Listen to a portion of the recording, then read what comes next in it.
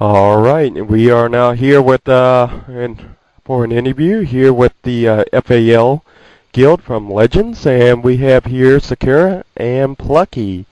And so those two people are going to be here today for this interview, and I do want to thank you all for joining us. And I do hope I have everything going correctly here. And so with that said, I'm going to turn it over to DJ Sakura. Go ahead, Sakura. Hi everyone, this is DJ Sakara, and it is a pleasure to be back with you with our weekly community interviews. And before I do proceed with introducing our guest today, I do want to specify a little thing. Some of you probably read on Stratix that we were to interview the Lucia Trade Association Guild from Siege Perilous. Unfortunately, something happened in real life, and the GM of the guild was unable to attend, and so their interview has been postponed. Just for the record, they had graciously offered to proceed with their interview, but I know their GM was very disappointed not to be here, and so we were very fortunate that the guild that we will be interviewing today, they were willing to step in and do the interview instead, which was an interview that we were supposed to have a couple of weeks ago, but then something had happened too, so I guess there's a curse on this show. But we're here, and we're going to have a great interview, I'm sure.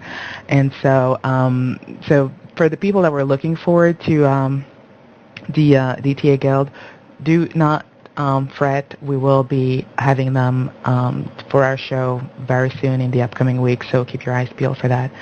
And for this week, we have somebody I like a lot, actually, and that many of you do know, and it's our own national Plucky Duck, who is the GM of the freeholders across Legends, more commonly known as the FAL Guild of Legends. So, Plucky, if you want to say hi to everybody. Hello, dear. It's really nice to be back on the air with you, by the way, and hello, everyone out there. Hope I'm not too much of a disappointment compared to the guild that you were going to have on. It's just a little old me here. No one else, at this short notice was able to come on with me, but hopefully I'm not too boring. Well, I doubt you will be. I mean, I was looking forward to your interview, and so this is just we're catching up on something I had been deprived of. So I'm really happy here, and to me it was definitely going to be just as interesting because this is something I've been curious about, and so. Actually, you can go right ahead and tell us a little bit about your guild. I'm assuming that you were the founder of this guild, and especially what would inspire you to create a guild such as yours? Okay, there's actually a little bit of back history here. I am the founder of this guild as far as one of the founding members. I founded it with a few other individuals that they're not playing as much. Everyone in the guild that founded it with me are Legends vets. One of them is still a member, founding member that has been there since the beginning. He's also a board mod, and he is he's a great guy. His name's Thunder. It's not really that much of a secret that he is part of FAL, and FAL is the initials, but we just call it FAL. It's just simpler. The reason why I did it is when the guild was created, you can only use 3 initials. 3 letters or 4 letters, it still says FAL. And since we camp IDOCs or IDOCs, it just was as fitting as possible. Now, as far as the back history of the guild, this guild was originally founded because I was in another guild. Circumstances being, I don't know if this, I'm sure the same Stratix rules apply here as they do on the forums, but basically I was betrayed. And the person that I was betrayed by was among other things, an IDOCer, but he's also basically probably the most notorious, and this is my mistake, looter that's ever played on any shard, and you guys can probably figure out whom this is just because he has the most notorious website still about that same said topic. And I basically started doing iDocs after this betrayal, and wasn't very successful on my own, and it just kind of, an idea crept up in my head of getting other individuals. My main concern was being betrayed again, so I went after and recruited and found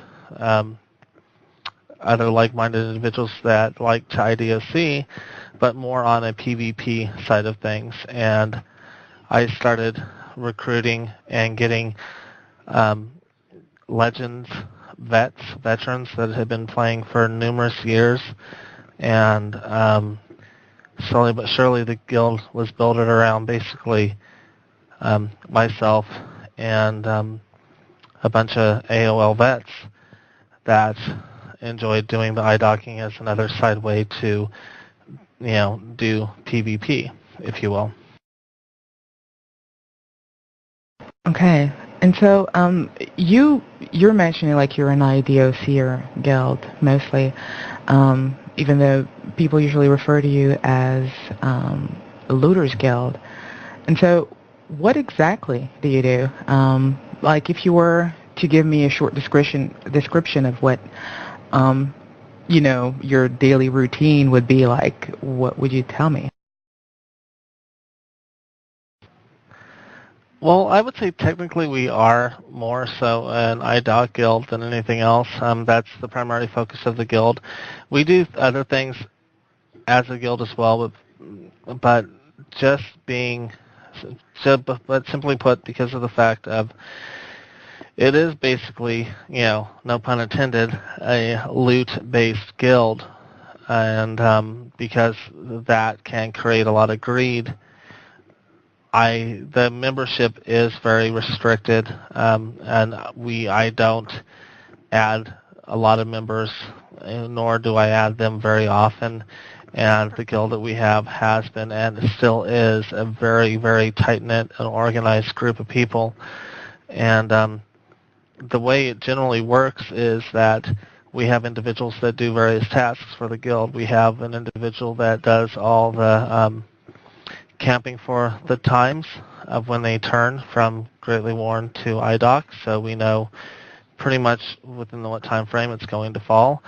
We have someone, aka myself, that does all the scouting for the IDOCs, and then we have people that pitch in, come in to help when it comes to camping the falls, and depending on where the falls are located, depending if it's Tram, Mollis, or Felucia, and we just coordinate with each other on how we're going to handle them. And they generally fall during a certain time of day, and I'm not getting into specifics just because, why give, knowledge is king, and I'll just leave it at that. Yeah, I didn't expect you to give too many trade secrets. Otherwise, you're shooting yourself in the foot. But I guess my question at this point then would be,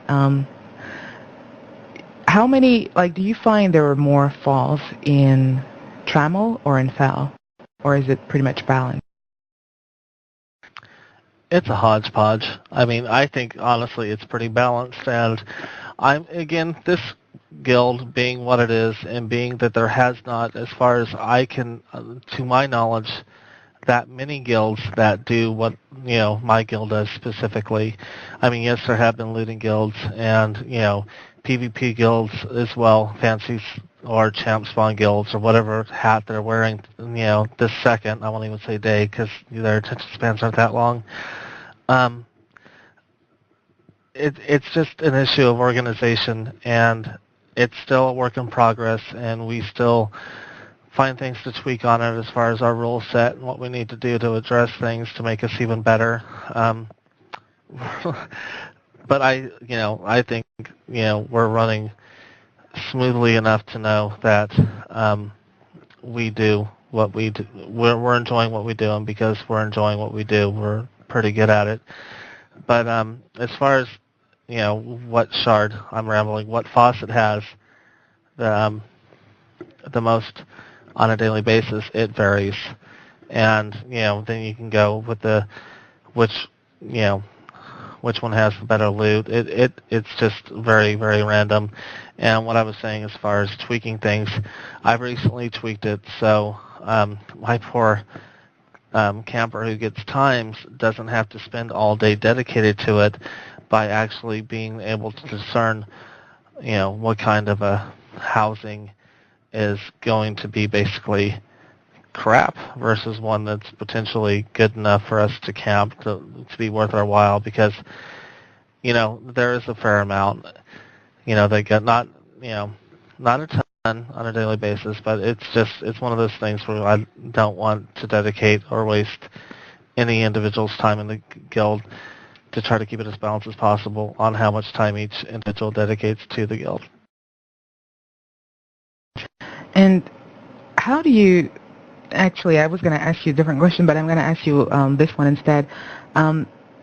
You were mentioning you each have your role. Like you basically do the scouting, there's this other guy that does most of the camping and so on. How do you split the loot?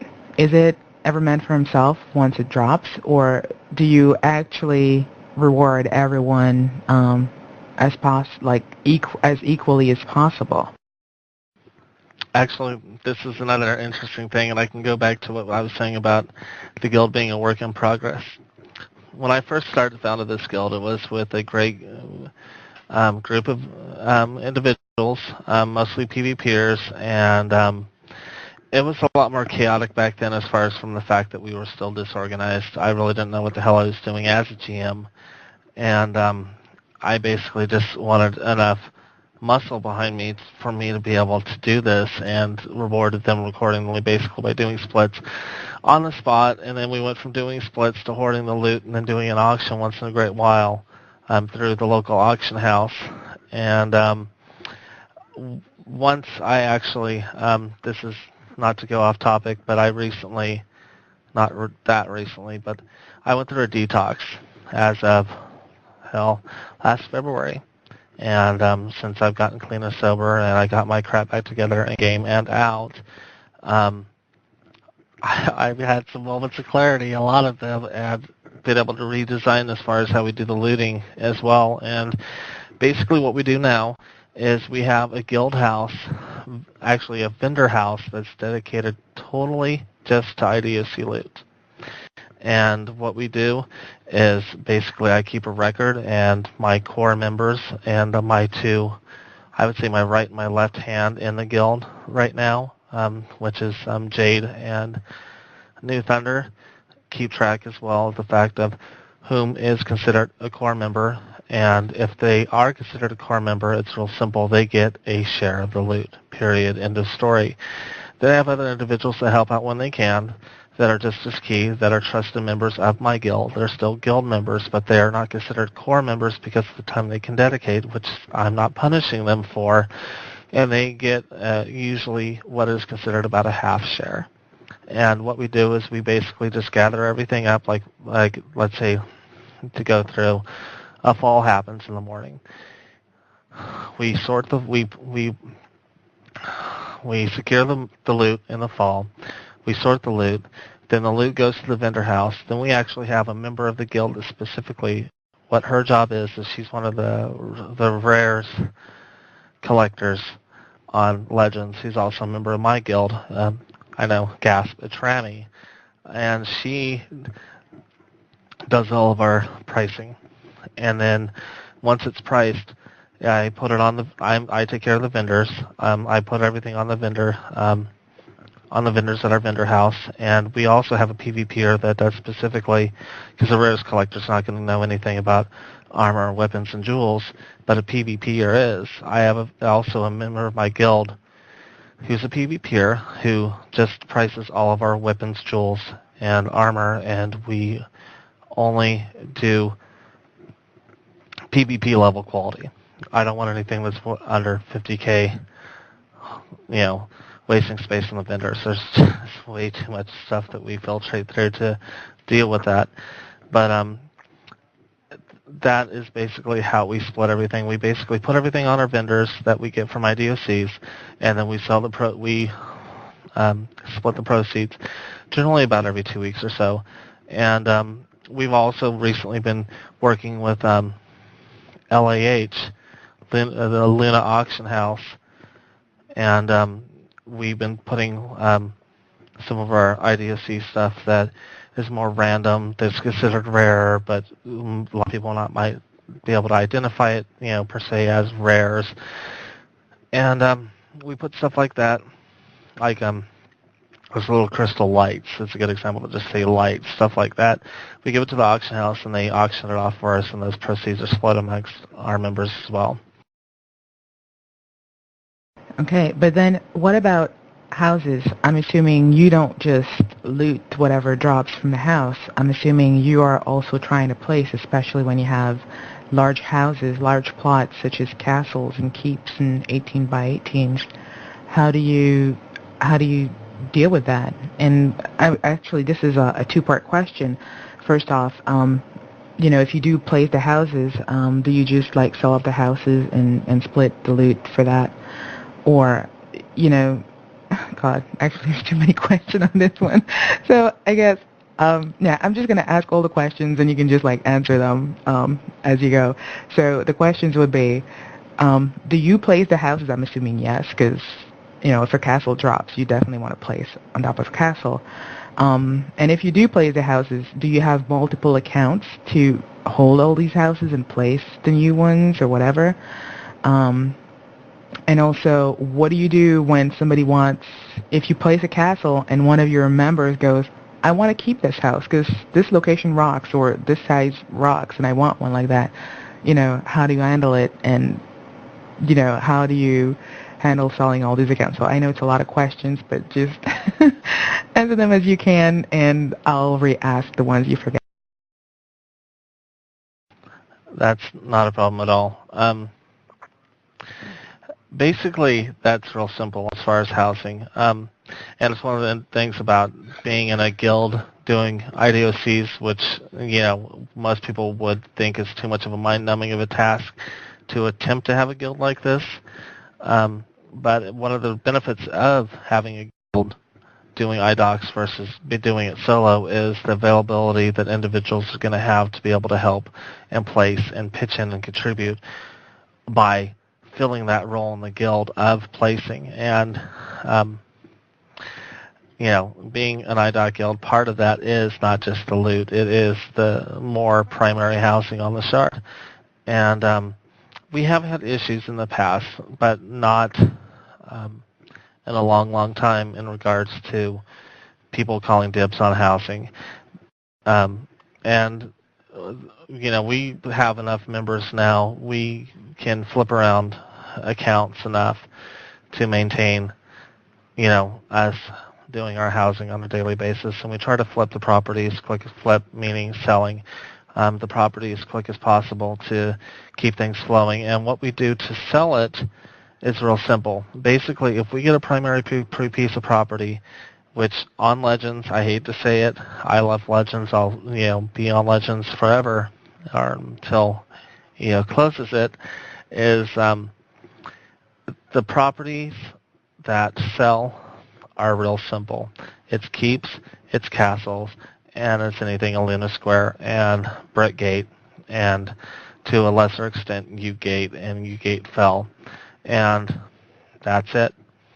And what we do when we do sell these said properties is we put them on Legends. Everyone knows me to be the property seller of the guild, so I put a thread on Legends, or also Thunder does it as well sometimes to fill the role, but he prefers to defer this to me because of his status on Stratix, and which is fine with me. And what we do is we just auction it off. I say, this is the auction, this is what the minimum bid is, this is when it ends. I don't allow any PMs. I don't allow any aims, emails, nothing. It's basically, you want to bid on it, you put it on the thread. And that goes for members, and that goes for non-members of the guild. I don't restrict my members from not putting bids on it. There's never been an issue with anyone in my guild as far as their integrity's been concerned, which is another big thing in regards to being PvP oriented, or I would say more FEL oriented guild, where people say scammer, hacker, blah blah blah. You know, it hasn't been as much lately, but for a while there, I was being pulled into a jail every week for some accusation. But that's basically how we do our loot. With the properties, we just do auction threads and have a specific time that we end it. And I've maintained the integrity of our auctions by being really, like the same thing in a way, I guess, with the guild as well, being kind of a stickler for the rules. But it's just, in a guild like this, you're going to have to be. I love my guild, and I'm not going to let anything happen to it because of lack of communication. Yeah, alrighty, fair enough. But now, my other thing, and I think that's probably the reason I've never been all that much into IDOCs, and it's how the heck do you handle the wait? Like, seriously, I have fun at IDOCs, but only because most of the time, it's somebody that's going to warn us that there's an IDOC, and they give us, like, the approximate time the house will fall. And so we usually show up like an hour before it's scheduled to fall. And there's usually like some pretty big fighting going on, with enemy guilds and whatnot. And so we have those epic battles that take place, and it's just awesome. And that's when it's in FAL, obviously. But when it's in Tram, I mean, geez, it's so unbelievably boring, and you're just sitting there, usually having to deal with a couple of morons that are just like running around spamming all kinds of stupidities, and there's nothing you can do because you're in Tram. And, some of them can just sit there for hours and hours and hours and hours until the house finally decides it's time to collapse. So how the heck do you handle it? Again, not to give up trade secrets, but basically I've been doing iDocs, and I would say off and on because of the hiatus there was for September 11th, off and on for almost a good 6 years now. And you just learn to watch the times, and specifically on how long they're taking from when they do turn to when they do collapse. And for us, for the most part, we are, I think, for a looting guild, considered high profile. But when it comes to being at iDocs, we pretty much, you won't see us unless you're tracking. And it's just an issue of just, basically, you got it right. Boring the other people to tears to the point they either fall asleep at their screen or they get bored and say the hell with it and split. And you were also right in regards to the FELC side of things, because basically our strategy has been for a while now to be friendly with all the FEL guilds. We don't pick fights. Most of the people that are in FEL with the guild, with the Zerg guilds right now especially, do know us, do know what FAL's about, and they're cool with us. We don't talk smack. We're all grown-ups, and once in a while we'll throw them a bone if we need to, and that is basically if a guild is competing with us at one that is a bigger guild, we will just call in a raid on them with whatever their arch rival is, pretty much, as it's falling. And that's pretty much how we handle it at this point, because the rating doesn't work. It falls. Basically, the tit for tat thing, if you start doing that at a FEL iDoc, it's tedious, it's boring, and you're going to lose a lot of loot. So it's better, generally, just discretion is best policy when it comes to iDocking and FEL. Just basically trying to be a vapor and not exist, or not let people know you're around. And you kind of covered, well, not quite covered, but you kind of touched the next question I had for you, which was, how do you handle the reds and the competition? Yeah. Again, I'm a social butterfly. as you can tell, I'm not a shy person, and I know pretty much, not everyone, but I know enough people, and I'm friendly and respectful with other guilds on my home shard that basically if we see a guild there, a red guild specifically, or a guild with reds in them, and I have enough friends and people associated with my guild because I don't forbid, you know, people being cross-guilded, if you will, and I just basically use the information to my advantage as far as when, the IDOC is going to fall. I tell the individuals that need to be told when to come to help, and basically at that point it's like, hey, this guild's here camping, it's an IDOC, it's going to be a free-for-all, because at that point basically I've talked to my guild and we've written off the fact that it's to our advantage to get help if the safe house that we have or whatever isn't working appropriately, and we just call in a raid, and we generally do the raid about, I won't say exactly how many minutes before it's going to fall, but enough time for them to gather their troops and to be effective, but not enough time for them to be able to take over the camp, if you will. Okay. But has that ever backfired on you? Like, have you ever kind of approached a red guild or whatever, guild that you asked to help you keep intruders out of your IDOC, and then they end up turning around and, especially because I remember there was this castle a while ago that your ex-buddy spammed on Stratix and everywhere else. I was actually there on a newbie character, just like watching, what's going on. I got my butt kicked. Pretty brutally, too, for that matter. But, it was a castle. That's worth a pretty penny. Has it ever happened that somebody that you asked to come help you out, and then in the end they're like, whatever they're going to be scratching my back with, I would be much better off just keeping it for myself, the whole thing, and they just ended up ganking you or whatever?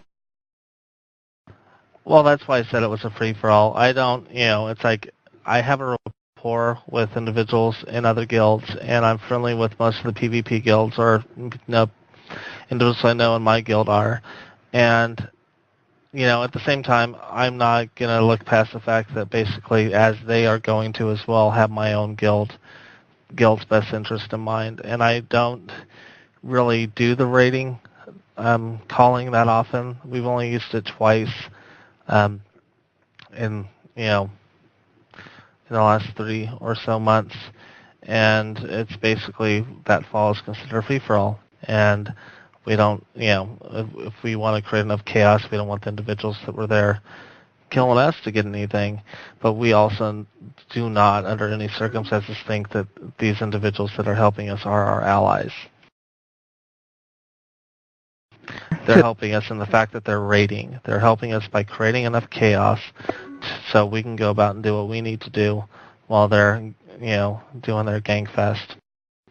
And generally, we'll have the position of power as far as we know what's, the geography of the fall is.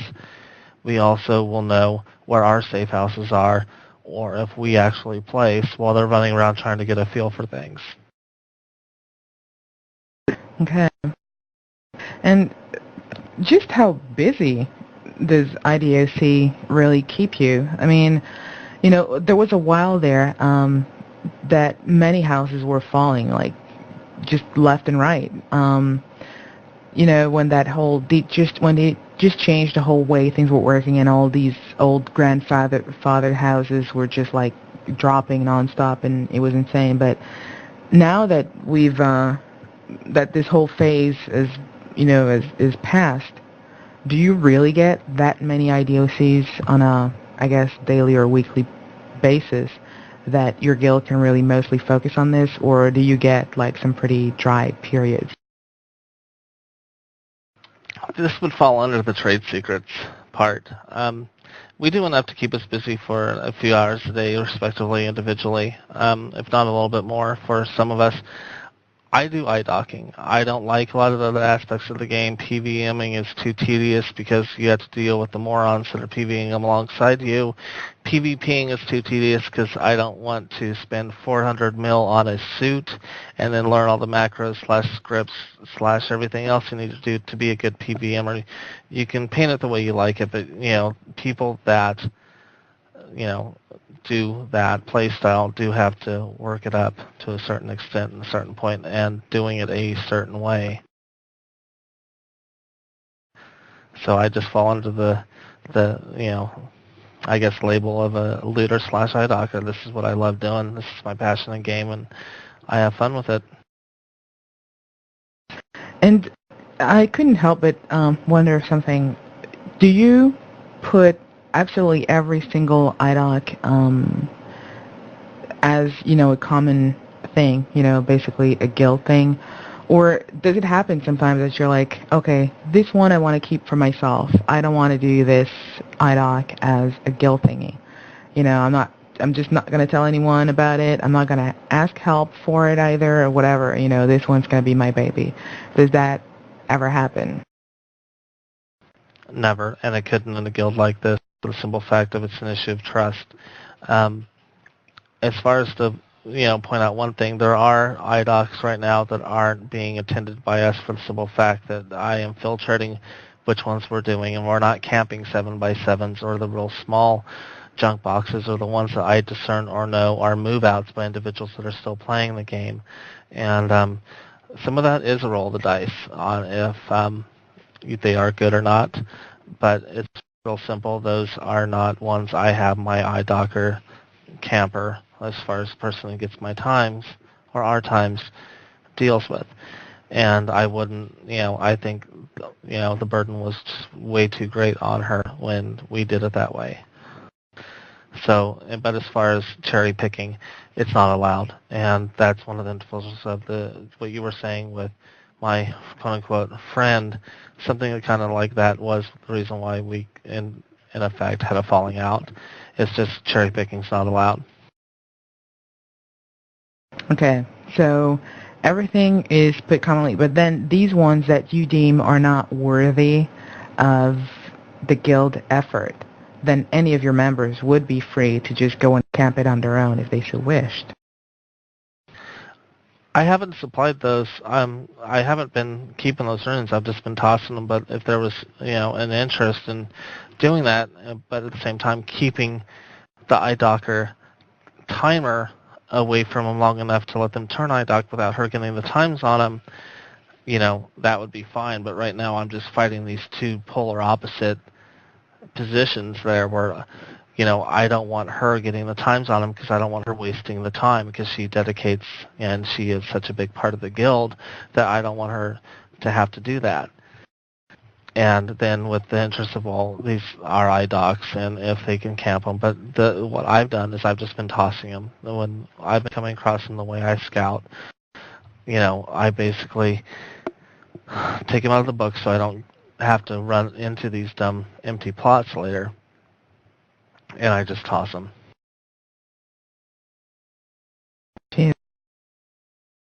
It's just strange to hear somebody that's, just tossing runes to iDocs. So I think the only ones I've ever seen being tossed were like tiny 7x7s out in the boonies or in the swamp. But aside from that, never heard that before. So, well, it's then an again, issue of discretion. They're basically trusting me to find out which ones are good and which ones are not, and I take that seriously, and I don't, try to, throw away ones that are quote-unquote good ones. But again, like I said before, it is kind of a roll of the dice. But, I think everyone else is having enough fun and enough success of it that we're not really, at this point, sweating the small stuff. And also, that way, people can't yell at us for, being at every quote-unquote iDoc. Speaking of iDocs, I guess this one would be, well, it's not really ethics, but No, the question of ethics would be will be in the next one. In this one, I was about to ask you, have you ever walked away from an IDOC? You kind of have the ones that you deem are not valuable enough to you, but this one would be, say that there is this house that is really valuable. Let's say keep. And, there's like a bunch of people camping it and whatever. And, say it's in Tram, for instance, so you can't have them peek it or whatever. Or even if it was in FAL. But, the people that are camping this house are camping it because it has sentimental value. Like really important sentimental value to these people. Would you ever consider walking away from it? Or would it be like, hey, tough cookies, whoever gets it, gets it? I was hoping I was going to be put on the spot with this question. Basically, I don't like talking about it because, again, it's not an issue of me tooting my horn, and I'm not going to name names, but there was a castle recently that was IDOC, or going into IDOC status. One second here. My cohort is aiming me at the moment. And basically, we did that as me and my second in command did this, both acted independently of each other, not knowing the other one was doing it. But basically, this castle was owned by an individual that had died in real life. He was someone that was very big in the community, that was very loved, and actually another member of the community, who was very loved as well, quit the game over his death. And we didn't know about it till it was greatly worn, almost to go IDOC. And I found it as I was going through and making a rune library, the reason why I wasn't doing it, and found it as quickly as I probably could have. And when I saw it, I immediately contacted someone that I knew that would be able to get in contact with this individual, and it was saved. And my second in command, New Thunder, did the same thing. He knows this individual for other things other than being a Legends vet as well, and he was close to that individual as well, and he contacted the person that needed to be contacted as well to get it saved. And ethics is a big thing where people want to throw stones at us a lot, and most of the time it is a no holds barred thing. But the real simple fact of the matter is that I do love this shard, and I wouldn't, there has to be a certain amount of decorum that you do even when you're playing a looter, and I could never, do something as low as taking someone's loot from a person from the circumstances on how they left the game. Well, I'm happy to hear this. But now I have another question. It's still on ethics, this one, and actually a question that stems from an incident that took place on my own shard, Atlantic. A few months ago, actually quite many months ago now, there was this woman. She owned a castle and 2 keeps, or was it 2 keeps and a castle? But whatever. She owned either 2 keeps and a castle or something like that. And they all went IDOC on the same day, believe it or not. And, it was her fault that she waited this long to reactivate those accounts, because those accounts were, the accounts holding the keeps were deactivated, so she didn't have to pay for them, like, on a monthly basis. But she didn't want to lose those houses, and so when she finally clicked, she was like, "Oh my goodness, they're all fallen today." It just so happens that all of these castles were in FAL, and so naturally, people had been camping these houses forever. Some of them had been there since like all night, just sitting there, since server up, whatever, camping the houses. And so when she went to her houses trying to transfer them, they started casting poison fields and killing her and whoever she was trying to transfer the house to make sure she was never able to transfer the houses so they would drop and they could place over them. I mean, we all know how valuable a castle or a keep can be. And so they actually managed to make her lose one of the houses, I believe it was the castle that she lost. She was never able to transfer it because it just kept killing her over and over again. And they tried to do the same thing at the two other places, but then she figured out a way to manage to transfer the house, and she was able to transfer the other two in extremis. But had you been there camping a castle and you saw the owner showing up like this at the last minute and trying to refresh their houses, would you just walk away from it? Or would you do as they did on the Atlantic and try to kill them repeatedly till it actually falls? That's a tough one, and I don't really know. I think to me it has a lot of different. It has a lot of different things on what we would do. I mean, I would say honestly, it would depend on the circumstances on whom the lady was. If this individual was a vet of the Shard, if it was, there would just be a lot of different levels on how things played out, and for us to handle it that way. I don't know that any of us would be heartless enough to do that, though. But again, the property values are different, obviously, very different on Atlantic versus Legends, and I really don't think any of us are desperate enough to basically do that to somebody else. I would say my gut instinct would be to say that we wouldn't do that we would basically just walk away from it. I can only speak for myself in this matter and the way I play, but I am a castle owner, and I do own 2 houses in Luna Square, and I don't need it.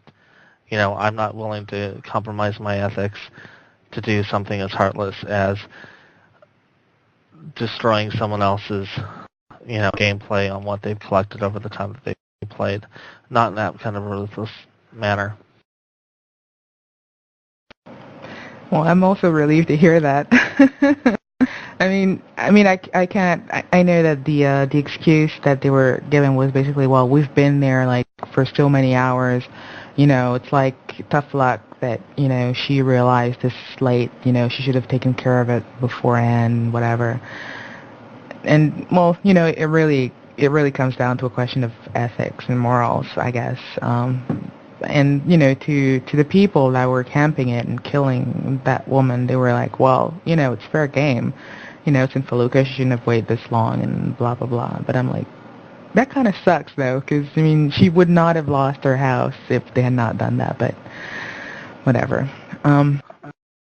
That was dumb, though, that she did wait that long, and that's one of the things that I said that it would basically have to be a guild decision. And I am not the ruler with the hard, fist of my guild, and everything is run by basically a 2 to 3 vote. We have 3 members that I think hold sway in the guild as far as decision making, and I don't do a lot without, their thumbs up and approval of it. And it would be basically a 2 versus 1 vote on this, and I know right now with whom is in that position in my guild that it would probably be a 2 to 3-1 vote to not kill the dumbass that did this to herself. But I'd give her a severe tongue lashing. Unless she was dumb. Yeah. I mean, that was really not overly smart, and I think she learned the hard way. But well. Now the other question refers a little to something that we talked a little bit about earlier. That castle incident.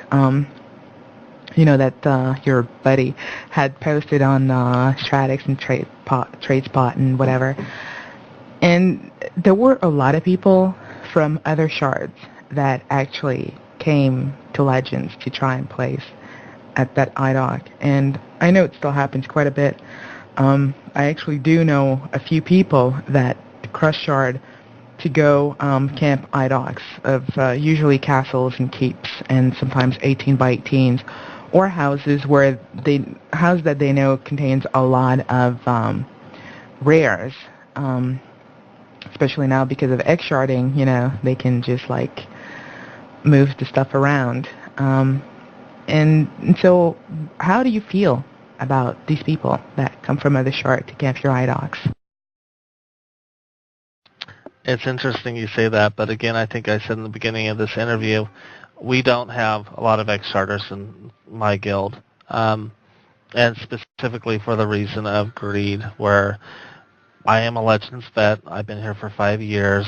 I'm loyal to this shard, and anyone in my guild has been here for at least 3 years. That's in my guild, respectively, as of this moment or in the past. I don't have, basically membership is pretty restrictive, and you have to prove yourself in this shard to be worthy of to be in my guild. And I say worthy for the fact of that's how much pride I have in it. This guild is the oldest FAL-based guild on Legends. We've been around longer than anybody else. Everyone else has come and gone, and come again. And as far as the cross charters, I joke about this sometimes, but basically we are the welcoming wagon of Legends. Most individuals, when they come to the shard, the first thing that any X-Charter does, if it's a champ spawn, if it's rares collectors, whomever, the first thing they always do is look for IDOCs and / look for housing. So we run up against these individuals pretty much first of any of the guilds that are on Legends. Will run up against them. We're the first ones to basically get wind of what guild might be X-sharding, and from where. And again, that's one of the reasons why I make sure, and my guild does as well, hold themselves in a very respectful manner as much as we can, being a FAL-based guild.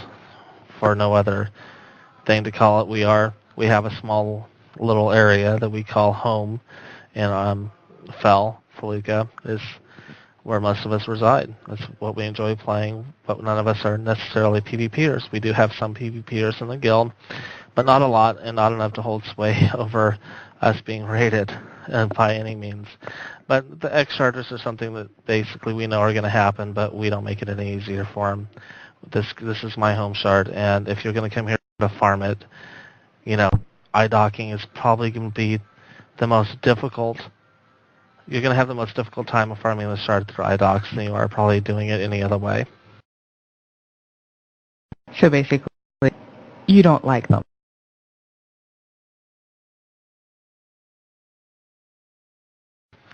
I wouldn't say necessarily that I don't like them, but I guess I would have to say, and this is kind of, immature-ish of me to say, but this is my turf. Like a champ spot guild would say that's their turf. This is my turf. And, it's like with any other shard, I'm sure they have them, but this shard, if you were to ask individuals whom is the housing guru, nut, idiot, whatever, they would defer most likely to me. And I love placing, I love IDOCing. I think I'm pretty good at it. And as far as another question might be down the line, that I might preempt a strike here by saying this, but we also forbid scripting in every shape, manner, or form, especially because of the fact with scripting, with IDOCing, is the most obvious thing in the world. Well, it's just interesting you say that because, well, I know a lot of people that are really good at placing and who do not script, but the thing is, I can't really ask you that question because I cannot really expect an honest answer since you would not incriminate yourself, I guess. But, like, if you were using that stuff, that is, but as far as scripting goes, I have heard of programs that basically detect houses that are IDOC for you. Because I know one of the main things I used to wonder about was like, how do people put up with running around double-clicking every single house sign to check if it's going IDOC or not. And I was like, I can't do this. This is just like mind-numbing. And that was one of the main reasons I never really bothered with IDOCs. And so, and then, I was talking to somebody about it, and somebody that I knew did a lot of IDOCs, and they were like, how do you put up with that? And they were just telling me, well, we're using this program, and you just run by the house, and it tells you it's IDOC, and I'm like, oh, well, that kind of sucks, So, no, I'm not going to ask you if you use those, because I wouldn't expect you to say yes if you did.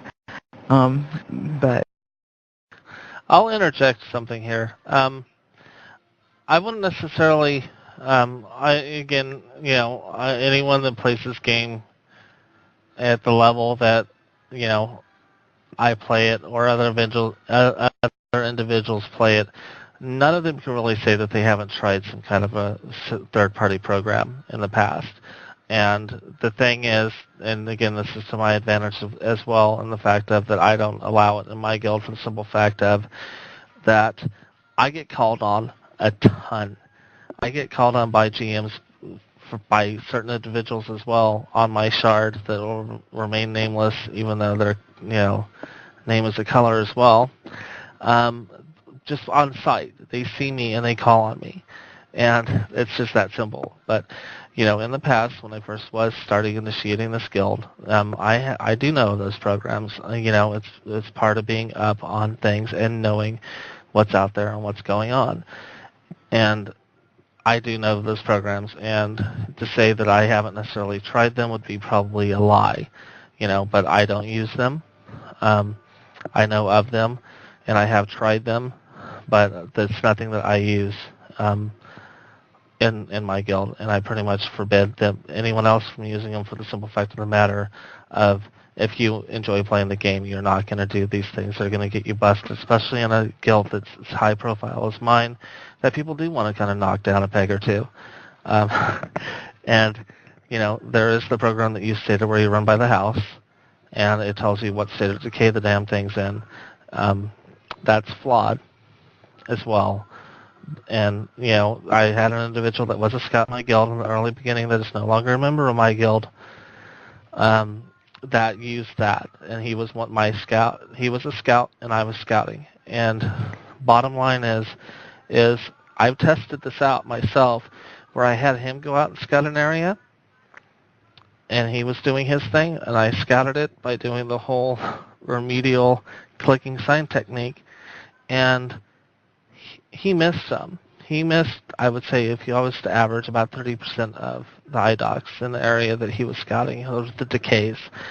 And no system was flawless, and people that cheat burn out quickly. And that's the other issue when it comes for scripting. And, it's like basically you're using a form of cheating to get ahead in the game. But because of that, you're going to get burnt out in the game because it's going to have nothing new or fun for you or challenging for you. The way I do it, it might be tedious, but it's still challenging, and that's what I like about it. But I do know that program. I do also know the program that you can basically, have everything pop up, with all the, I guess, the coordinates for all the decays on all the shards. There's a program that does that too. It'll tell you these are decaying, here's the coordinates, and there you go, and go off. And that's another flawed system as well. Not only is that, but it's very, very illegal, and OSI will, jump on you for that, and I say bully to them, get rid of the cheaters, and people ask me all the time, how do I get all these IDOCs? It's part, or IDOCs, it's I earn them. I go out and I bust my butt, and I do the scouting, and this is what I like doing. I don't find it that tedious. I found a way to bring down the time for me as well. I don't think I could do what I do on another shard in the time frame that I do it on this shard because of the size. But again, that's the benefit of me calling Legends my home shard. Well, that kind of brings me, you kind of answered the next question I was going to ask you, because it was kind of linked to because the previous question I was asking you about was people that came came to your shard, and we kind of ended up going to that whole third-party program thingy, which I'm glad to hear it doesn't work as well as people seem to think it would, because I really hate people that use third-party programs. It just like gets to me so much. But anyways, I was going to ask you, have you ever considered or gone to other shards to place at a major IDOC? I mean, there's always that one place that everybody wants, that people would just pay kind of insane amount of money just to acquire it. And like, have you ever done it or considered doing it? I've done it once, because a few of the vets that I have in my guild that have been on my shard for 3+ years now are from Great Lakes, and I have gone back and helped them with one on their home shard. And I do it, on a random basis, but this as far as my game time, it's dedicated to Legends, and I, don't have a lot of downtime where I could do that when, I do have a job being a caretaker, and I do a lot of during the day as well as online, and I just don't have the time.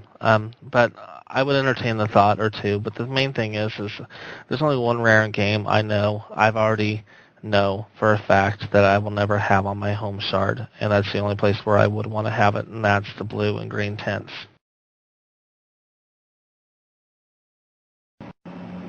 You mean you haven't gotten to loot one of those yet, or you already have, or you're hoping to?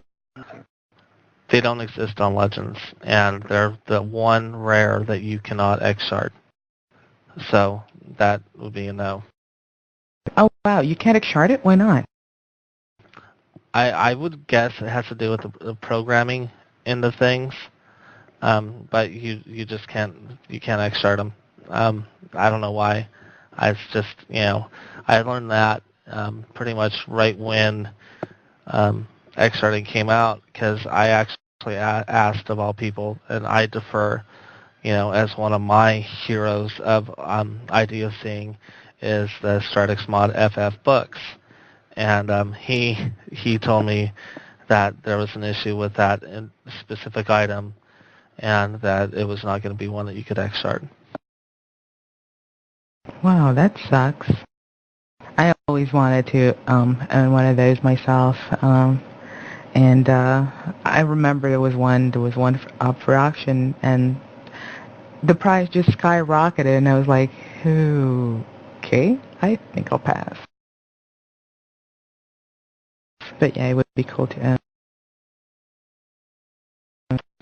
Now, the next question I have for you, and this is more of the, I told you I was not going to ask you easy questions, and that some of them would put you on the spot, but, it's no hard feelings or anything. I'm just being genuine about the questions that people usually have about your profession. And this one is, something that's heard a lot. IDOCers have a really bad reputation. While some people call it a profession, and that's usually the IDOCers themselves, the vast majority of other players just basically refer to you guys jackals. as vultures and jackals and whatnot. And I guess as a professional looter, how would you respond to them?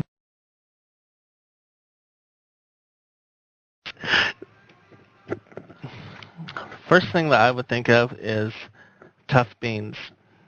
I think, honestly, a lot of the individuals that call this not a profession are individuals that, don't have the time to dedicate to do it, that aren't good at doing it, or that just want to do other things in game other than this, because it is mind-numbing. You pointed out a lot of different things about eye docking that is boring, that does make it tedious, that makes it hard. But the thing is, the reason why I chose this profession way back when I did, when there was, gold was going for $40 per mil back when I first started doing iDocs. And it was cutthroat, heartless, ruthless. I didn't even know what Control Shift did for months when I first started doing this. And it was just, nobody was there to help you. Nobody was there to hold your hand. Nobody else wanted you doing it because it is not the easiest profession to choose when doing this game. I would argue that it's harder than PvPing. And it's just what I enjoy doing. People, I get a lot of names called. I get a lot of name calling thrown my way. But also people that know me and know my guild and know the way I run things. It's not pure black and white, and it's not all cut and dry. And they can call it what they want. I think enough people call PvPers a lot of names as well, but I would say as a profession, ours is the most looked down on of any profession in UO. And I'm used to it, and that's fine. And if anything, I try to keep my side of the sidewalk clean, and so to speak, as far as, a decorum that we use and how we handle things and how we handle, vet houses that fall as far as Legends vets and other aspects that I think make us not as heartless as you may think. And the fact that we also give back to the community by actually having a vendor house where we sell these goods to circulate them back into the game. And I think we do it fairly cheap because we want a quick rotation on the items as well. It benefits everybody that way. So it's not really cut and dry. But I'm used to name calling of Jackal, Vulture, Lamprey, all of it. I mean, and I've actually had a thread dedicated to me before on UO Hall to get IDOCs banned, just because of my guild on my shard. So, that's the flip side of the coin, is that people that want to play the good guy, on playing UO. I think they knew a long time before, I came along, or, iDocking was more of a profession, that the way they set it up, the good guys weren't going to win. And, I don't necessarily think of iDockers are good or bad. I mean, I would say, if you want to paint it with a wide brush stroke, you would say bad. But I'd kind of argue that fact, but people want to look at it the way they want to look at it, and most of the people that want to look at it in a negative connotation are the ones that aren't that good at it, or that are mad because we're getting things that they're not, and it's kind of, bad to say it that way, but, I've had a lot of people that I know that have called us names that would join my guild in a heartbeat, so where does that really put their ethics as well? But what do you tell the people that feel that you guys are hogging the resources in a way and preventing maybe younger or poorer players from getting a piece of the pie? Placing a house is a lot more affordable than purchasing one, and for some people, getting lucky at an iDock is probably the only chance they would ever have at getting, a larger sized home. I'm not even going to talk about a keep or a castle, even though 90% of the player base will never, ever get their hands on a castle, simply for the fact that there's very few of them that ever become available for sale. The ones that are just like way out of their financial means. And the few ones that do go iDock are systematically snatched by professionals. So, what do you tell these people? Well, that's actually a very layered question. I can answer the first part of it, that as far as newer players are concerned, and I've done this very recently, actually, the only things that, again, I said this before, the only things that we sell on Legends, as far as real estate, are keeps, castles, and anything in a prime area. And the prime areas for Legends are Luna Square, of course, and Brickgate, and U-Gate, respectively, and FAL U-Gate. And pretty much that's it. And we actually will place for the purpose of looting. But once we're done with the plot, we will give it up to anyone that's there, really. And it depends on individuals that are there, if they're professionals, or if they're, we do have some competing professional IDOC guilds on Legends as well. It fluctuates though. We have some competing guilds against us. Then we have random people that come across them, and depending on how they handle themselves and whom they are, we do give up housing all the time, 18s and smaller. Again, 90% of the population won't have a keep or a castle, and that's just a hard fact. And those are profitable, and we do sell those. But that's just me basically taking care of mine before I take care of anyone else, and that is mine being my guild. And I think that's the way you run a good guild, is you take care of your own first and primary. No matter what they do, you back them up, and if you can't morally back them up anymore, you part ways. But you part ways in a way that, doesn't reflect bad on you as well as them. But yeah, we do a lot as far as trying to help other individuals. We had a recent incident where an old Legends player who quit almost 2 years ago, named Dread Pirate Roberts, who was a really good guy.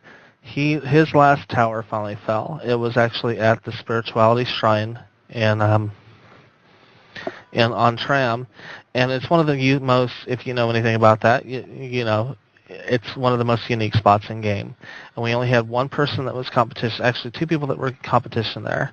One of them was wearing a tag for the oldest guild on Legends, period, FSB.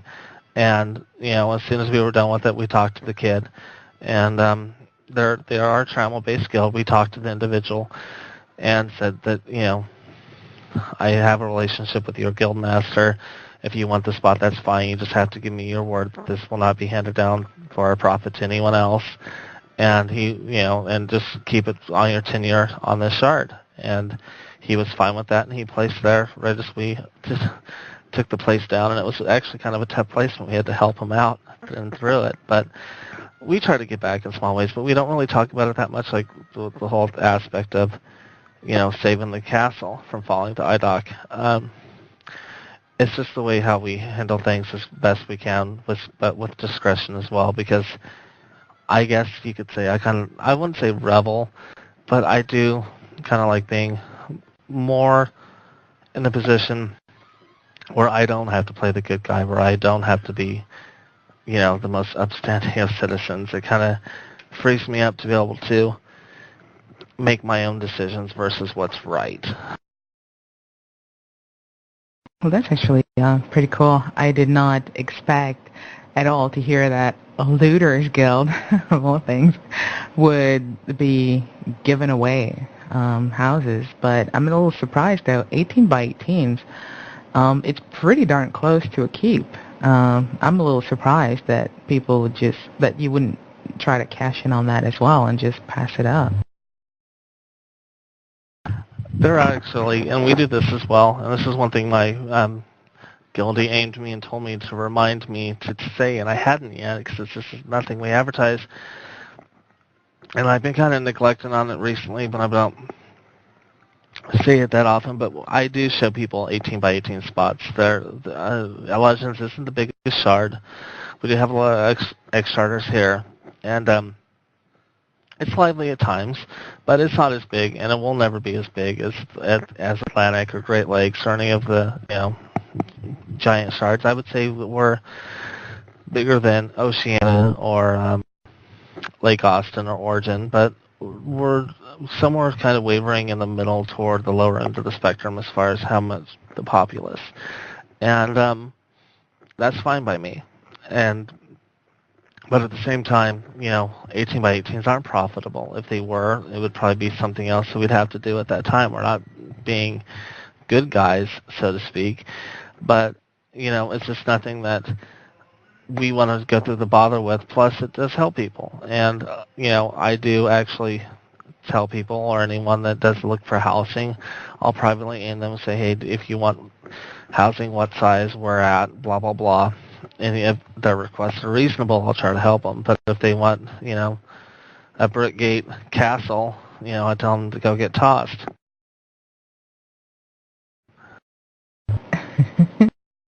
Does that mean get lost? We'll just say that. Okay. Okay. Now, a question though. You were mentioning, okay, the only houses you currently sell are keeps and castles, and everything else is loot that you just toss on your vendor or at the auction house.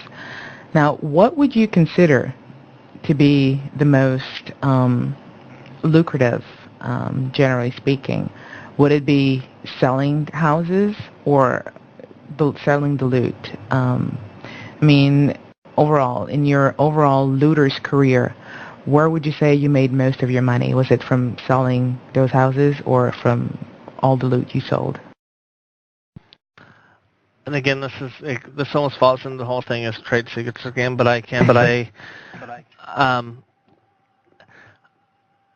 doing the housing aspect of it is a lot harder. The loot is easier because it's more random and it's more voluminous, and there's loot at every house. Every house isn't going to be a castle, so you're going to see a lot more loot versus property. And the property is more of a pain in the butt. From securing it, being able to place at it, me having the reputation that I do, and everyone basically wants to compete against me, which is joyous all unto itself, and it's a lot harder to do the property versus doing the loot. The loot is more profitable because Legends is a smaller shard. Okay. Now that there's a question that I just remembered I wanted to ask you, and I actually forgot to write it down, but now that it just popped out in my mind. There's one thing that seems to be recurring. They always seem to find tricks. One of them that's been here forever and still works today, and it's people that blocks you from placing. And by this I mean using all kinds of methods. I know there was a time where you could stand certain place or a certain way, and it prevented people from placing. Way back in the days. Today, something that still works is the stupid water barrels. And I'm sure there are other ways that I'm not aware of, because I'm not much of the IDOCer myself. I just go and PvP there, or rather get my butt kicked there, and collect a little bit of insurance, but, whatever. Some people are friended to the houses. They can't refresh them, but they're, they still, their access are friended, and for the sole purpose of preventing people from placing, they just, drop water barrels and whatnot and stuff like that. And as an IDOCer, what do you think about that? Do you think, it's a cool strategy, I guess, for whoever's using it, or is it something you would like to see removed or fixed in any way or form? I would say again, because this is the difference between you as being someone that's involved in the more PvP aspect and basically wanting to kill all your problems away versus someone who's a looter in a smaller guild that has to use strategy. I think, honestly, it's just, these things, mechanics are in the game, and you use the mechanics to the best of your ability while not violating the rules. And, when it comes to eye-docking, basically, especially Felucian eye-docking, all is fair. And I will do whatever I need to do to be able to secure the area versus you getting the area. And that's just the way, I do it. And that's part of being competitive. And one of the reasons why a lot of people consider IDOCing tedious is that there are a lot of different things you can do to throw salt in someone else's game in both directions. We've had it done to us. We have people do certain things that are annoying to the way that we IDOC, and I'm not going to reveal them because then everyone's going to start doing them, but there are things that are pretty obnoxious. And it's just, people just use different strategies to beat or counter someone else's strategy, and like what it's like a chess game, and there's always a move or a way to counter someone else's move when it comes to idea seeing versus any other play style, and that's one of the reasons why I love it. There's so many different dynamics and levels to it that make it interesting to me, and that's why it doesn't get boring, because each IDOC is different, and the strategy I have to use at each one of them is different versus calling in PvP or friends, versus having to stealth, versus having to have a safe house, versus I actually might know someone that was friended to this house that was banned, and now we can get into it and place 100 water barrels that write the words ha ha ha on the floor, whatever. It just depends. But what about when you're on the receiving end of those tactics? Does that annoy you, or you just like more power to you? To me, it's like, yeah, it's annoying, but at the same time, you have to, it's competition. Yeah, it's annoying, but it's like I can't be a hypocrite and say that, yeah, I can do it, but you can't. True. And something you mentioned earlier, some people are talking about ending IDOCs. What would you do if that ever happened? What would you still play the game if, say tomorrow EA said, that's it, we're not going to allow IDOCs anymore. When somebody quits the game, just like, the house, the loot and everything just goes poof, or yeah, basically that. The house just goes poof with everything in it. If EA just stopped iDockings where things didn't decay anymore, it depends on what they would do. If everything just went poof, I don't know.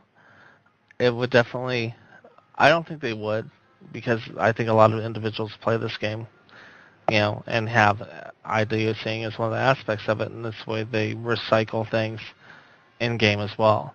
And I guess I'd do one or two things, and I think most the individuals in my guild are aware of this, but if they were to end iDocs, and I'm sure it wouldn't, a lot of people on Legends wouldn't shed a lot of tears, but I would quit. This is what I enjoy about the game, and I'm just not that good / patient enough. I know it's kind of laughed. I'm not patient when I do the thing that takes so much patience in the game. It's just what I enjoy, and I would probably quit. But if it's where they went poof, I guess I'd just do a hell of a lot of running around every day looking for them, just trying to figure out the cycle on when they fell. I would just find it as another challenge, but I'd probably get bored of that and quit pretty quickly. See, well, Wendy changed it because it used to be, as soon as, if I recall properly, as soon as your account went inactive, you had like 7 or 10 days or something, and then your house dropped, and then they changed it to put that whole 90-day thing before the house dropped. Did that really affect you, or was it just that first 90-day period where things were really quiet, and then it just went back to the same old, I guess, rate of house dropping? I don't know I wouldn't be as precise at answering this question as someone like FF Books or some of the other individuals on the housing forum would be able to talk to you about this. But the way they did this is, this all happened when 9/11 happened. They came up with the idea of basically inactive accounts with players with inactive accounts, their places to game was an idea they came up with while housing IDOCing was on hiatus since September 11th. Before that, the way they did iDocking was basically you refresh your home in 10 days or the damn thing falls. It was always in a state of decay. From like I think from 97 till the year 2001, it was the houses were on a state of decay, where if it was basically the refresh cycle was longer. There was more days when it was slightly worn, somewhat warm, because the slightly worns took 2 days, the somewhat worns took 2 days, the fairly worns took 2 days, So it was basically at least a 8 to 9 day cycle from when your house first started to decay to when it fell, and you basically were obligated to either open your door to refresh it or have a friend open your door and refresh it, or your home would fall. That's the way that was the modum operandus from 97 until 2001. Once September 11th happened, they put everything on hiatus, and when they brought back IDOCs finally after 2 years, and I think it was actually with the dreaded Publish 16 that was talked about and was actually done in phases, where they brought back iDocs, where basically they started to let things decay, but the way they did that is they had all the accounts. They initiated it by, okay, we're going to implement these new rules before we put iDocs, and one of the new rules is that everybody's house is going to be grandfathered if they have an active account. But if you had an inactive account, after 90 days, that account would start to decay. That house on that account would decay, and there was some griping on if the iDoc status was going to be shown or not. They decided to let that be shown. The decay rates changed and how quick they went to decay because there was not an issue of active players not being able to refresh their house in time. So they did shorten it up a bit versus what it used to be. And the way they implemented it, though, there was no 90-day wait because the inactive accounts basically, they initiated this program where they started Publish 16, like they had Publish 16A and Publish 16B, and they initiated it with Publish 16A, and that was the one that had the deactivate accounts where they were basically going to put them on the 90-day cycle from that point. Once that was initiated, you had 90 days from that point to get it refreshed, but they didn't activate Publish, I think it was Publish 16C, till months later, and I think they maybe even did it within the 90-day cycle on purpose to where they initiated, Publish 16C is when they initiated where everything was going to start to decay again no matter what. If it was an active account, if it was condemned, it was going to start decaying again. And because of that, there was no hiatus. It basically was on like Donkey Kong as soon as it started again. But I've rambled enough on that answer, I think. That's actually interesting. But, you were talking about the grandfather houses and all that, and a lot of people are not happy that we can no longer have more than one house per account. And I guess, well, in a way I can understand why EA would want to change that for two reasons, mostly. First, it resolved the issue of, the lack of housing, where, one person could hog, like, an entire area when, other people were desperate for a plot, or even, like, a tiny little house. So that resolved that. And at the same time, it also made it so people that really do want an extra house have to pay a second account, which means more income from EA. So it's a win-win for them. But what, would you, some people have been asking for this, that they allow for us to have more than one house on our accounts again, even if that means reinstating the you need to refresh your houses on more than one account. And I think it's still the case with all the grandfathered houses. You still have to refresh them regularly to prevent them from falling. Would you be in favor of that? Reinstating the refresh your houses for it not to decay, to allow people to have more than one house on their account. I would say, and the reason why the old system that they initiated in 97, and and again, I'm going to probably go on to another long-winded, boring thing here, but it was broken and it was exploited to the 9th degree. And I will explain it a little bit and try not to get too bored, be too boring about it. But basically, the situation with the old housing was that when this game first started, you could have an account on every one of your characters. Every one of your characters could have an account. Then they squashed that. Then they said, okay, those houses that rule wasn't in place yet, so you guys can have your grandfathered accounts. Here you go, pat you on the butt, send you on your way. Those players are happy. That was within the first year. That was before I started playing. I never got to take advantage of that.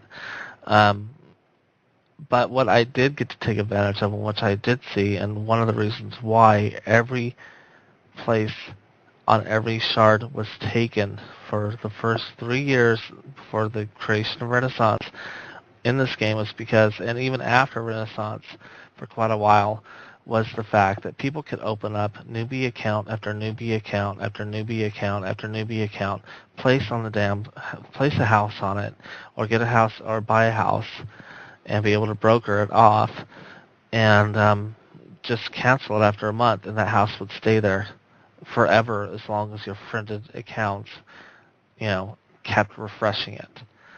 And the only time you would have to, open that account again is to sell the said property. So it was a very abuse system, and I don't think EA in their right minds, would ever put that back into place. It was broken. It was, exploited. When they did that initially with the grandfather housing, it was a bad idea, and it took them little by little time to correct. And once they did correct it, they're not going to open that floodgate again. And the game did enough by anyone's means to think that it'd be okay for every player that's playing right now to have 5 houses on every account they own.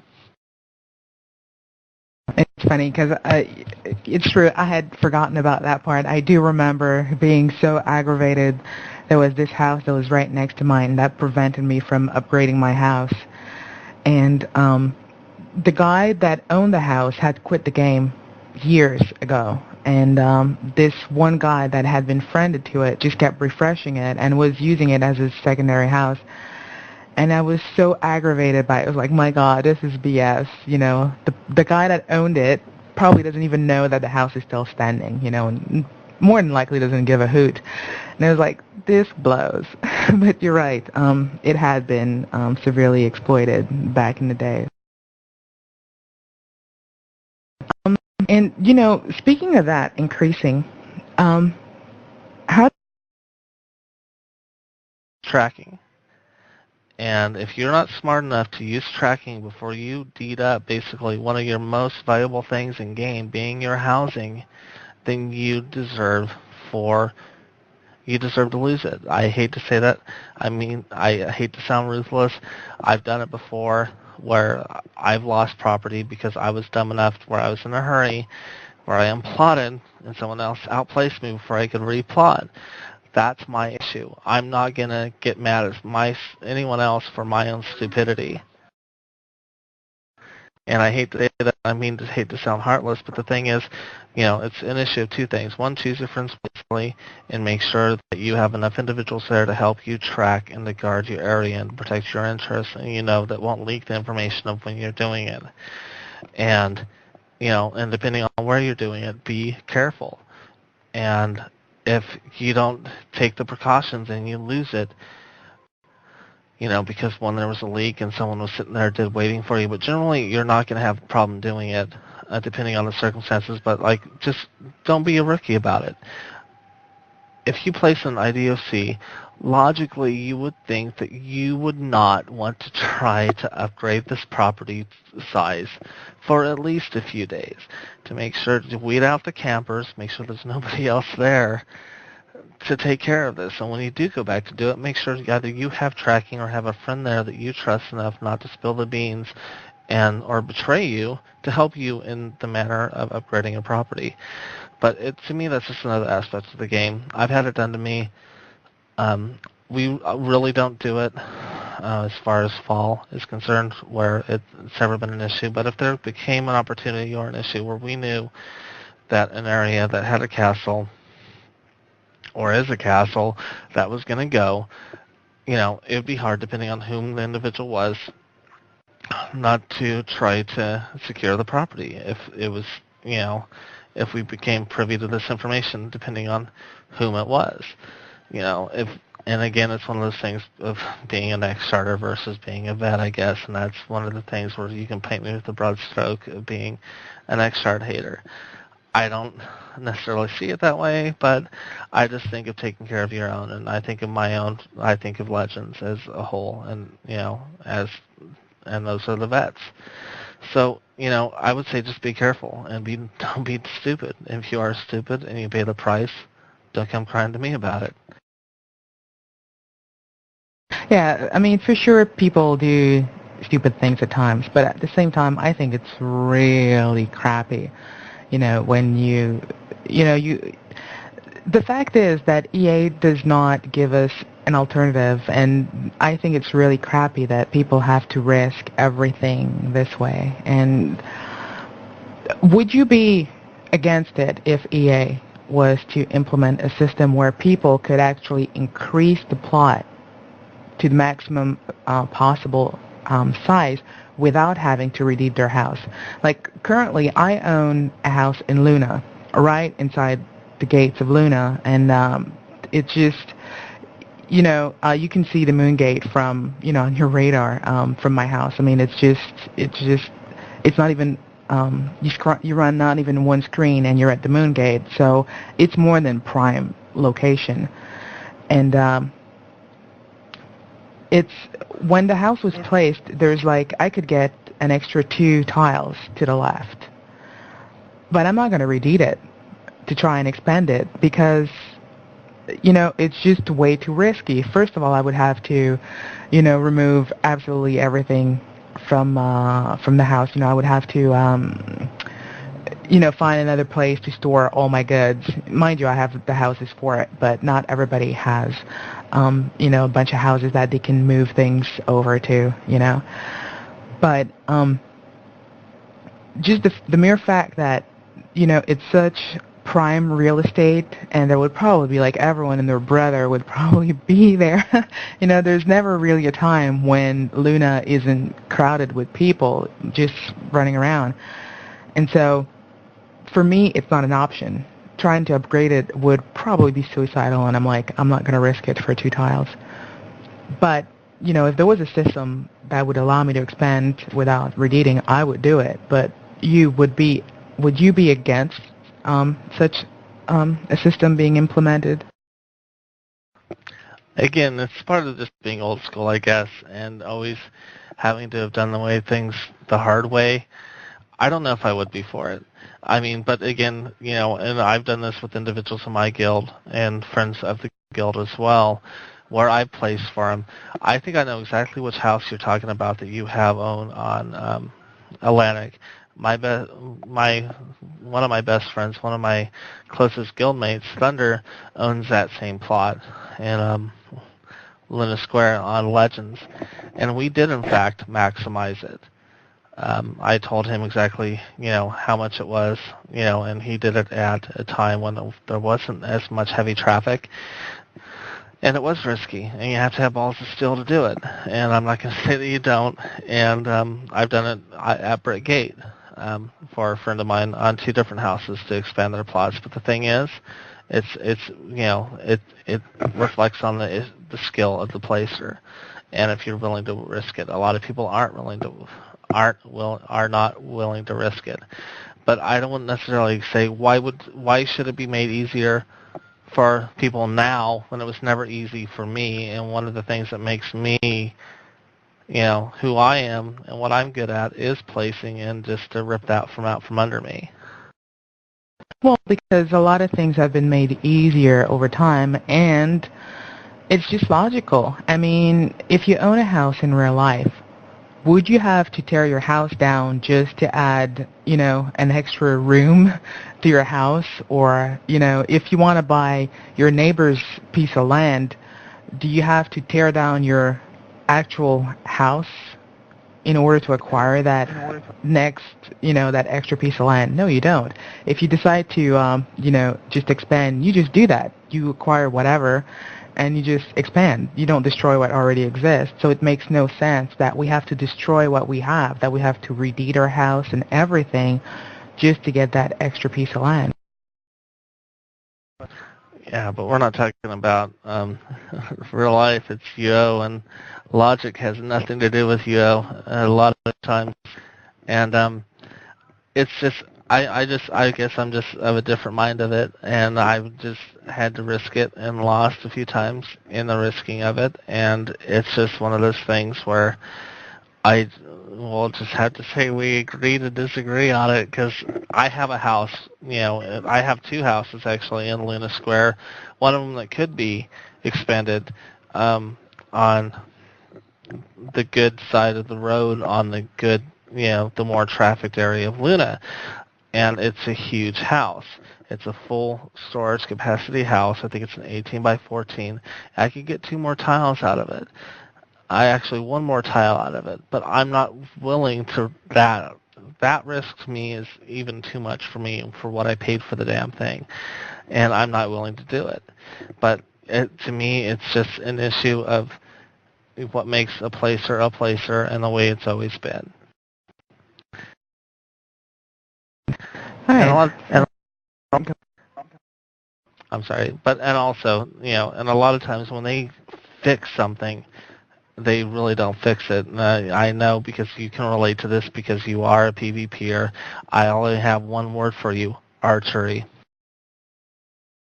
Oh my God, I know you did not just advise me to become an archer. I know you just did not go there, if you know what's good for you. No, I said when EA fixes something. You said they fixed things in the past. Well, here's your example of something they quote-unquote fixed. Have at it. Yes, definitely. Anything to nerf archers will make me happy. So fixing isn't necessarily always helping is what all I was getting at. Okay. Well, our interview is about getting close to the end, but before I ask the last couple of questions, I do have to ask you Viceroy's infamous question, which is, what do you think about pre-UOR shard? Would you be in favor of one or not? My sentiment on this is, to me, it would be just to, and again, because I'm not a skill-based player, because I do see, I really, I don't think I've ever purposefully GM skills to GM them to have a character with this, said template. I doc, I don't need to do that. I haven't done that. I don't have the patience to do that. And I don't know, if I wanted to do this, I would basically, talking about templates, I would have pursued the same thing on Siege. And it's, to me, it's just, I think it would be a blast. And I think at one time, if I ever take a hiatus from Legends, that if I went to any shard, it would be Siege.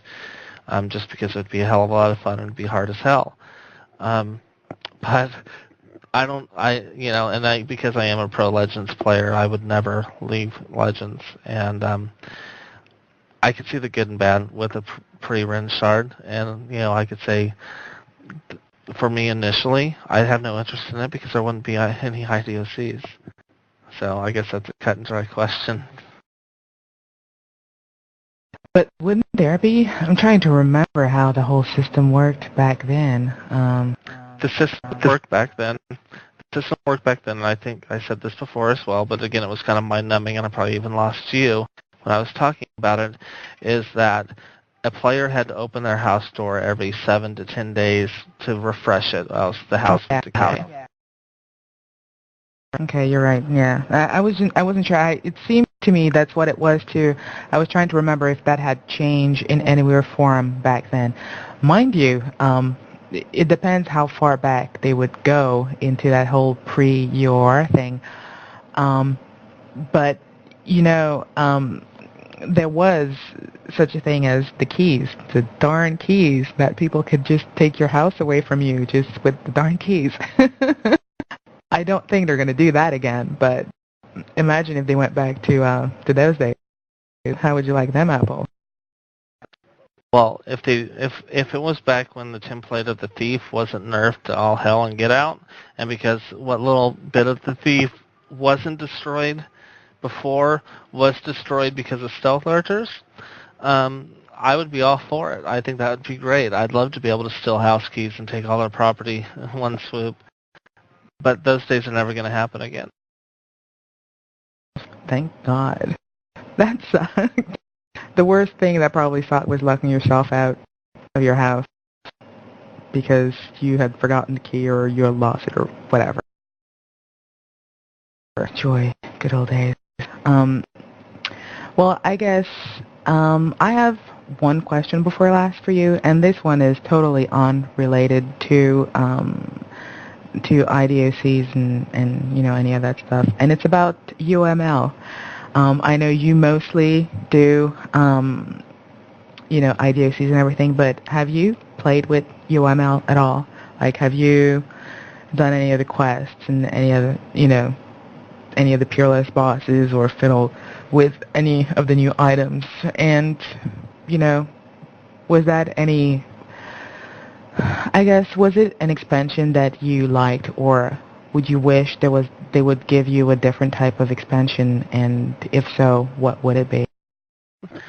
All I can say about this expansion, this is one of the things I do like about UO in general, UO, is that they do strive to keep on making things better. I know there are always going to be things in the system that people are going to be able to find, exploit, rape, murder, pillage, and all that stuff. In this case, being the Bushido archers, which I, basically think everyone that is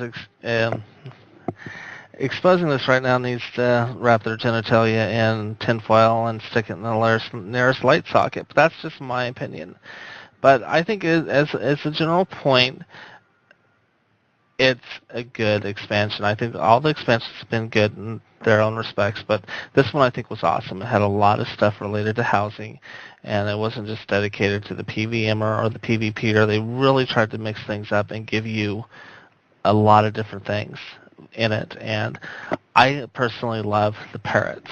I think they're a blast. They're funny as hell. I'm still finding all the different colors. I have a ton of them in two of my houses, and as far as the PVMing aspect, I PVM'd enough in Modane's Legacy to know that I still hate it.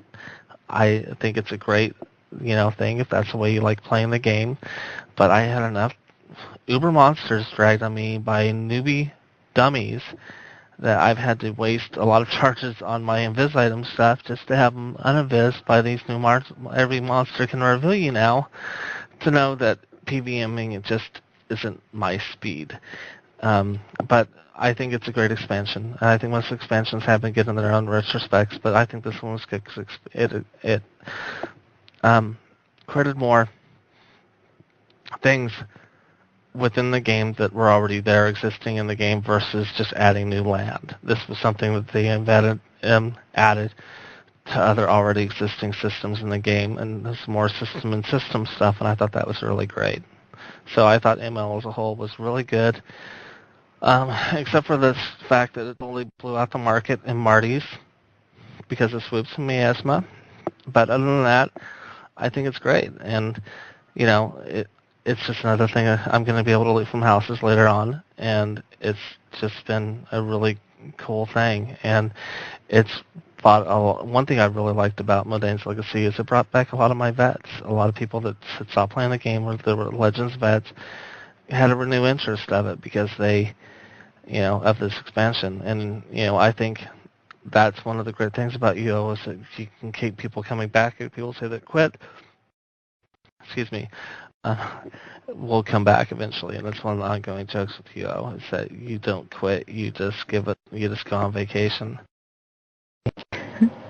Well, I have to agree with you on the whole parrot thing, even though my guild members are driving me crazy with the darn parrot because I have one at my shop, and the stupid thing just won't talk to me. It talks to me like once every blue moon, but it talks to everybody else. And they just come and they start spamming all kinds of stuff, usually to aggravate me, and the stupid bird just repeats it, you know? And I tell the bird to tell them off, and my bird just ignores me. And they tell my bird to say something stupid at me, and there goes the parrot, and it's just like, Zach, you're this, Zach, you're that, and I'm like, oh my goodness. But yeah, the parrots are cool, and you are definitely getting a lot of, you're going to be getting a lot of loot from the IDOCs further to this expansion, because God knows it's ridiculous. It's just, to me, that's probably the one part I don't like, the fact that it's just so item-based now. You know, everything is dropping all kinds of items, and it's not just the swoop and the miasma. I know they drop a lot. I've never touched any of those, and yet I'm getting insane amount of loot just collecting keys, you know, for different bosses, mostly in Bedlam, and in Dreadhorn, the Twisted Wells. It's just crazy.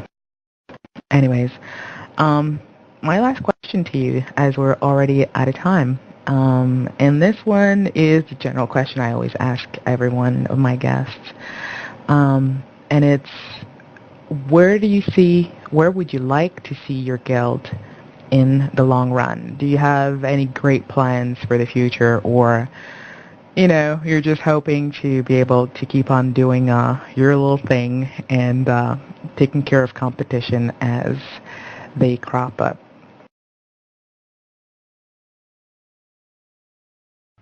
I think mostly that depends on what my real life career is, and right now it's I'm a caretaker, and because of that, you know, I do have a lot of downtime, and I enjoy UO. This is how I spend, you know, a fair amount of my free time when I'm not working, and I don't plan on changing that anytime soon unless iDocs go away, or unless UO as a whole, which, you know, the whole Chicken Little scenario of everyone saying the sky is falling, it's outdated, you know, they're going to be shut down in X amount of months, blah, blah, blah. You know, I've been hearing that since, you know, when I first started the game 2 years after it came out, people were saying this already. So that's something new to me. And by the way, I am Plucky Duck, who people are asking in Vent who this is.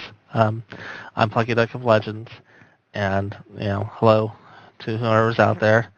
And I'm the infamous IDOCer of Legends, I guess you'd call me. But, you know, to summarize this question, I just don't think I'm going to be doing anything other than what I enjoy doing in the game. And as of right now, with the great guild I have behind me, a small, you know, I guess in consideration compared to the guilds, you do interview my skills. Well, my guild is relatively small, but because, you know, it's well run and it's tight knit, and I wouldn't have it any other way. But again, I'm really happy to hear your beautiful voice for the past 2 hours, and I'm really glad that you finally interviewed me, hun. And thanks for the time. Oh, the pleasure was definitely mine. And do you have any parting comments you want to make before we wrap this up? Or was that it? Just that you're beautiful, and thank you so much for having me on, hon. Jeez, now you're making me blush. That's not very nice. But well, even when I was a DJ, I don't think I've ever desisted in the fact of how complimentary I've been towards you. So, and I'm just continuing the trend. I see that. Well, thank you very much for being with us today. And yes, it was DJ. Well, I shouldn't say DJ anymore, but you're always going to be DJ Plucky Duck to me, my Plucky Ducky. So, oh my goodness, I think Garrett's not happy. But anyways, it was Plucky Duck from the Freeholders Across Legends Guild, better known as the FAL Guild. And thank you again, especially for filling in for us today. And once again, to everybody, we will be interviewing the Delucia Trade Association from Siege in the near future, so keep your eyes peeled for when it will be rescheduled. And I want to remind everybody that next Sunday we're going to have a very, very special interview, actually. It's going to be the very good people of Paxlayer, and it's going to be a very different type of interview. It's not going to be your traditional, I'm pestering them with questions and they answer. And they're going to be in character, and we're going to be getting a grand tour of Paxlayer at the same time. So you guys might want to create a newbie character if you want to tag along with us next Sunday, once we're getting a little visit of Paxlayer and meeting all these great people. Paxlayer is without a doubt the most amazing, wonderful player town, and probably the oldest one as well, that I know of. I'm pretty sure it's the oldest one that's still up and running. So you guys definitely want to tune in for this one, and it would be great to have you tag along with us. And yes, it is in Feluca, as Winterfrost is pointing out. But hey, it's going to be you're going to be a newbie character, so we can all die together and visit it, that if it so happens. But I'm sure the people will be nice enough not to slaughter us while we're getting the great tour. So I'm going to stop blabbing now. So thanks again, Plecky. It was a great pleasure having you. And thanks to everyone who joined us for this show. Thanks to everybody in IRC. And join us again next weekend for our next community interview. So this was DJ Sakara, and goodbye, everybody.